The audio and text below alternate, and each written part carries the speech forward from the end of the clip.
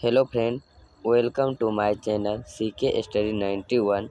आज हम class 12 chemistry VVI जो कि 30 प्लस ऑब्जेक्टिव क्वेश्चन का सीरीज चल रहा है 2022 से 23 बिहार बोर्ड एग्ज़ाम के लिए, जिसमें से 500 प्लस क्वेश्चंस का सीरीज है, जिसमें मैं पर वीडियो 30 क्वेश्चन करा रहा हूं, जो कि आपके एग्ज़ाम 2022 से 23 के लिए बहुत ही इम्पोर्टेंट साबित होने वाला है।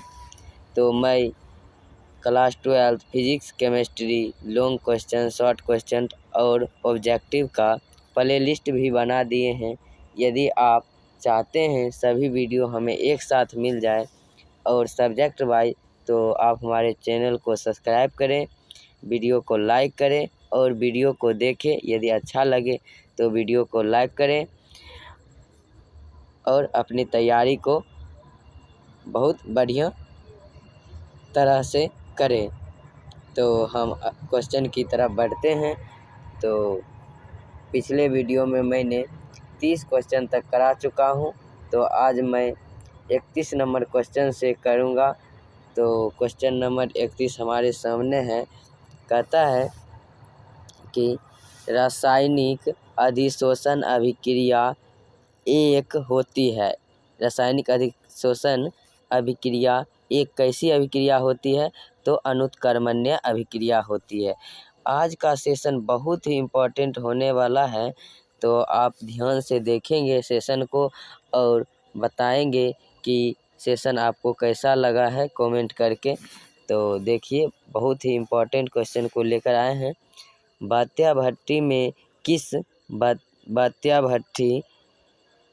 में किस ऑक्साइड का अपचयन होता है? तो बात्या भट्टी में आयरन के ऑक्साइड का क्या होता है? अपचयन होता है। तो अगले क्वेश्चन की तरफ चलते हैं। तो अगला क्वेश्चन है, पहाड़ों पर जल का क्वथनांक कम हो जाता है क्योंकि वहाँ पर, कहाँ पर? वायुमंडलीय, क्योंकि वहाँ पर यानी पहाड़ों पर वायुमंडलीय दाब कम हो जाता है। तो उम्मीद है कि यह क्वेश्चन आपको समझ में आया होगा। तो अगले क्वेश्चन की तरफ बढ़ते हैं।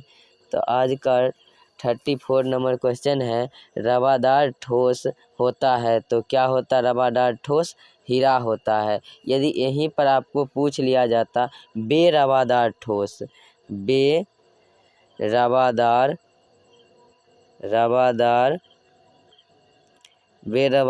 ठोस होता है, तो आप यहाँ पर मारते कांच। क्या मारते? कांच यदि ऑप्शन नहीं रहता तो इसका संकेत रहता है। इसका संकेत क्या होता? PB, लेड यानी शीशा। तो आप इसे याद रखेंगे। तो अगले क्वेश्चन की तरफ बढ़ते हैं। तो आज का 35 नंबर क्वेश्चन है, किसमें टिंडल प्रभाव नहीं पाया जाता है? तो चीनी का घोल एक ऐसा है जिसमें टिंडल प्रभाव नहीं पाया जाता है। तो क्वेश्चन नंबर 36 है, खनिज जिसमें धातु का निष्कर्षण होता है कहा जाता है, उसे अयस्क कहा जाता है। देखिए, यदि आपको पूछा जाएगा शॉर्ट क्वेश्चन में अयस्क किसे कहते हैं, तो आप लिख सकते हैं खनिज जिसमें धातु का निष्कर्षण होता है उसे हम क्या कहते हैं? अयस्क कहते हैं। तो वही यहाँ पर ऑब्जेक्टिव टाइप से लिखे हैं। उम्मीद है कि यह वीडियो आपको अच्छा लग रहा होगा। यदि वीडियो अच्छा लग रहा है तो चैनल को सब्सक्राइब करें, वीडियो को लाइक करें। तो क्वेश्चन नंबर 37 की तरफ चलते हैं। सिरका में कौन सा अम्ल पाया जाता है? सिरका में कौन सा अम्ल पाया जाता है? CH3COOH। CH3 क्या होता है? मिथेनोइक अम्ल। इसे क्या कहेंगे? मिथेनोइक अम्ल। CH3COOH को क्या कहेंगे? मिथेनोइक अम्ल। क्वेश्चन नंबर 38 है, अर्धपारगम झिल्ली में परासरण क्रिया में निकल जाता है। तो क्या निकल जाता है? तो विलायक के अणु रहे या विलायक के कण रहे तो एक ही बात है, आप समझ जाएंगे। कहता है क्वेश्चन नंबर 38, अर्धपारगम झिल्ली में परासरण क्रिया में निकल जाता है तो विलायक के अणु। बहुत इम्पोर्टेंट क्वेश्चन है, आप आज का सेशन बहुत ही इम्पोर्टेंट है तो याद रखिएगा। तो क्वेश्चन नंबर 39 की तरफ चलते हैं। एनिलीन में पाई बॉन्ड की संख्या क्या होती है? एनिलीन में पाई बॉन्ड की संख्या 3 होती है। एनिलीन देखिए कैसे बनता है, ऐसे बनता है एनिलीन, एक एक गैप करके इसमें ऐसे बॉन्ड लगा दीजिए। तो ये एक हो गया क्या, सिग्मा। सिग्मा को ऐसे सूचित किया जाता है और अंदर वाला जितना भी है ये क्या है, पाई बॉन्ड। तो 1 2 और 3 ये क्या हुआ, पाई बॉन्ड। तो एनिलीन का सूत्र यहाँ पर CH3 लगा दीजिए, CH3। तो यही हो गया एनिलीन। यदि नहीं समझ में आया तो एक बार और देख लीजिए। तो CH3 यहाँ पर से ऐसे ऐसे ऐसे और ऐसे होता है तो ये क्या हो गया, एनिलीन। तो एक एक गैप करके पाई बॉन्ड लगाया जाता है। तो 1 2 और 3 कितना है, 3। तो आपको समझ में आया होगा, उम्मीद है। तो क्वेश्चन नंबर 40 की तरफ चलते हैं। तो क्वेश्चन नंबर 40 है, एल्कोहल का क्रियाशील मूलक क्या होता है? OH होता है। कीटोन का क्रियाशील मूलक क्या होता है? कीटोन का क्रियाशील मूलक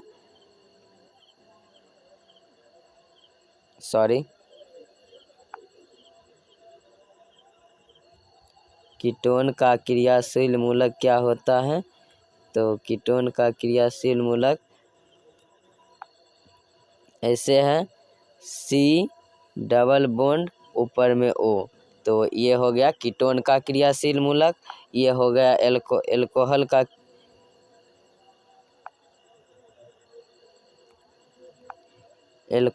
का क्रियाशील मूलक क्या होता है, OH। तो CH4 में सिग्मा बंधों की संख्या कितनी है? तो 4 है। तो कैसे, एक C है, इसमें सिग्मा बॉन्ड की संख्या कितनी है? तो यहाँ पर H है, यहाँ पर भी H है, यहाँ पर भी H है, यहाँ पर भी H है। तो कितना है, एक सिग्मा बॉन्ड, 2 3 और 4। तो कितना हुआ, यहाँ पर भी कितना हुआ, 4 हुआ।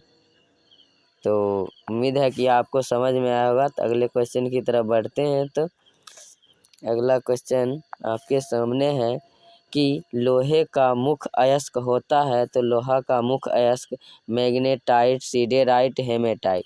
वहाँ पर आपके ऑप्शन में कोई एक रहेगा, अधिकांश रहता है मैग्नेटाइट या हेमाटाइट ऑप्शन में। तो आप याद रखेंगे इस तीनों को, जिससे आपको आगे की भी एग्ज़ाम के लिए बहुत ही इम्पोर्टेंट साबित होगा, कंपटीशन के लिए। तो अभी से ही आप अच्छी तरह से तैयारी करेंगे। तो क्वेश्चन नंबर 43 है, पेट में अत्यधिक अम्ल को बनने से रोका जा सकता है। तो प्रतिअम्ल के द्वारा। किसके द्वारा, प्रतिअम्ल के द्वारा। ये सभी क्वेश्चन बहुत ही इम्पोर्टेंट हैं, तो आप इस क्वेश्चन को ज़रूर याद रखेंगे।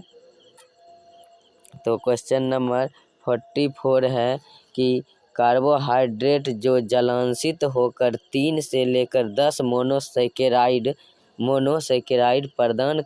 प्रदान करते हैं उसे कहते हैं। तो उसे क्या कहते हैं, ओलिगोसैकेराइड। क्या कहता है क्वेश्चन, फिर से देख लीजिए।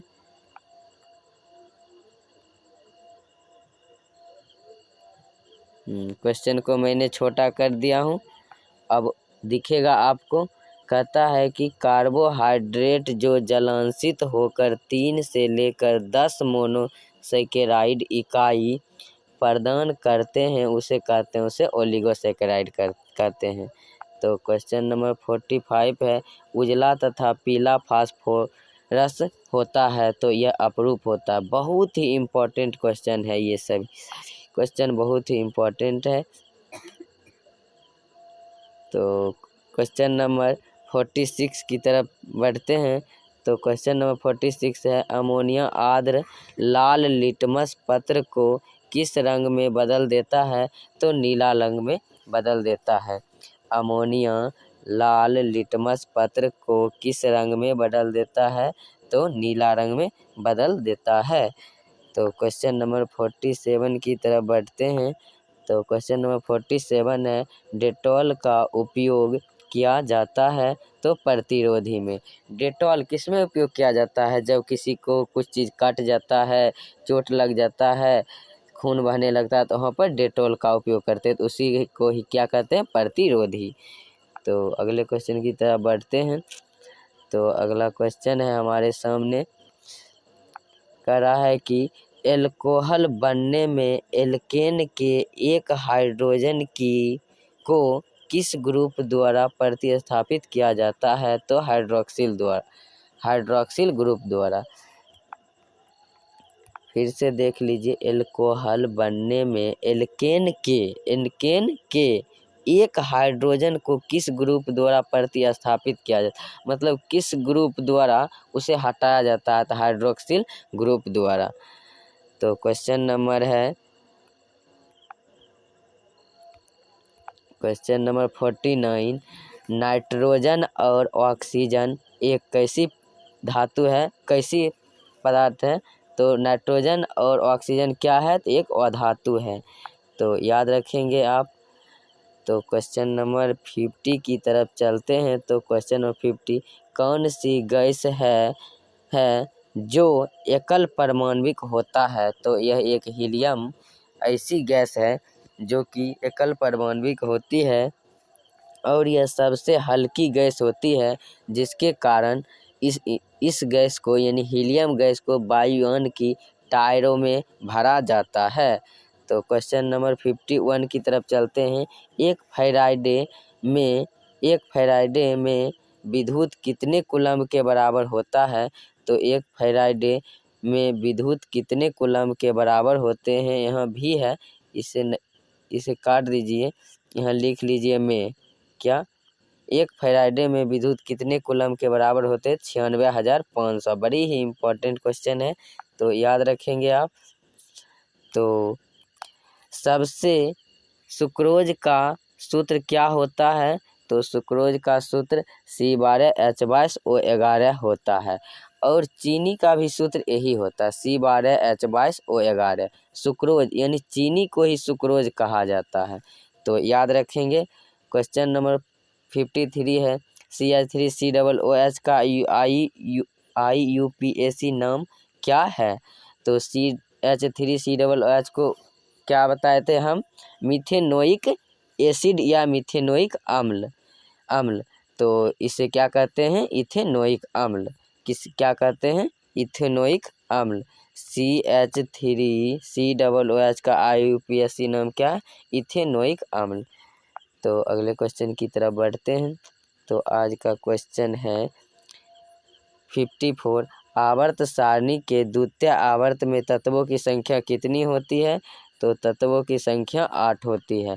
आवर्त सारणी के द्वितीय आवर्त की संख्या कितनी होती है? आवर्त सारणी में 7 और वर्ग संख्या 18 होती है।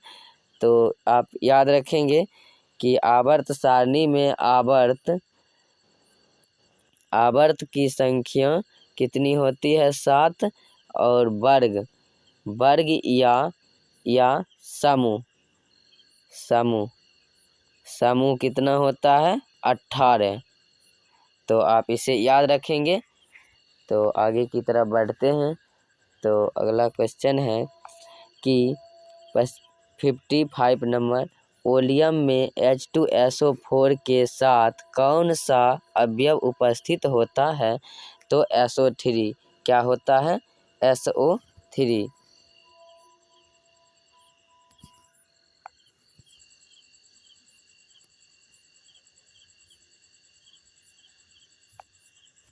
सॉरी दोस्तों, कुछ थोड़ी सी प्रॉब्लम हो गई, अब वो ठीक है। तो अब हम अगले क्वेश्चन की तरफ चलते हैं। तो अगला क्वेश्चन आज का है कि कहता है कॉपर धातु का शोधन किस विधि द्वारा किया जाता है? तो वैद्युत अपघटन विधि द्वारा। बहुत ही इंपॉर्टेंट है।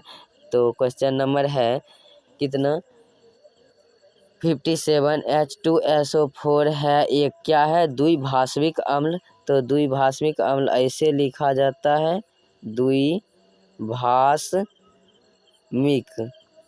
द्विभाषमिक वहाँ पर लिखने में नहीं हो रहा था, जिसके कारण ऐसे मैं लिख दिया हूँ और यहाँ पर भी लिख दिया हूँ, आप इसे देख लेंगे।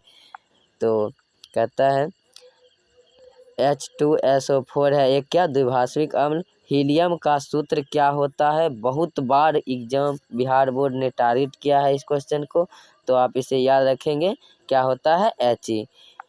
और बता देना चाहता हूँ सोडियम का संकेत क्या होता है? तो सोडियम का संकेत Na होता है। कैल्शियम का संकेत Ca होता है। पोटेशियम का संकेत K होता है। क्लोरीन का संकेत Cl होता है। नाइट्रोजन का संकेत N होता है। कार्बन का संकेत C होता है। तो ये सब इम्पोर्टेंट है। और एक है मैग्नीशियम का संकेत Mg होता है। तो ये सभी इम्पोर्टेंट है, आप इसे याद रखें। ये है सोडियम, ये है पोटेशियम, ये है क्लोरीन, ये है मैग्नीशियम, ये है नाइट्रोजन, ये है कार्बन। तो ये सभी आप याद रखेंगे। और हीलियम तो वहाँ पर आप देख ही चुके थे। तो क्वेश्चन नंबर 59 है आवर्त सारणी के ग्रुप 1 के तत्व को जाना जाता है तो क्षारीय धातु के नाम से जाना जाता है। आवर्त सारणी के ग्रुप 1 के तत्व को किस नाम से जाना जाता है? तो क्षारीय धातु के नाम से जाना। आज का सेकेंड लास्ट क्वेश्चन है 60। तो संक्रमण तत्वों को और किस नाम से जाना जाता है? तो डी ब्लॉक के नाम से जाना जाता है। तो डी ब्लॉक कैसा होता है? तो डबल डम्बेल या डबल हेलिक्स। डबल डम्बेल होता है। क्या होता है? संक्रमण तत्व को और किस भी नाम से जाना जाता है? डी ब्लॉक के तत्व के नाम से।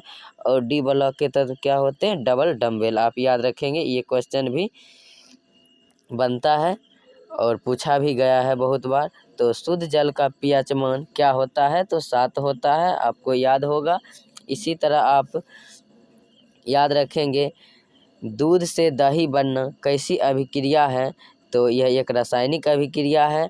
और दूध से दही जमता है तो किस बैक्टीरिया के कारण दूध से दही जमता है? तो लैक्टोबैसिलस नामक एक बैक्टीरिया होता है।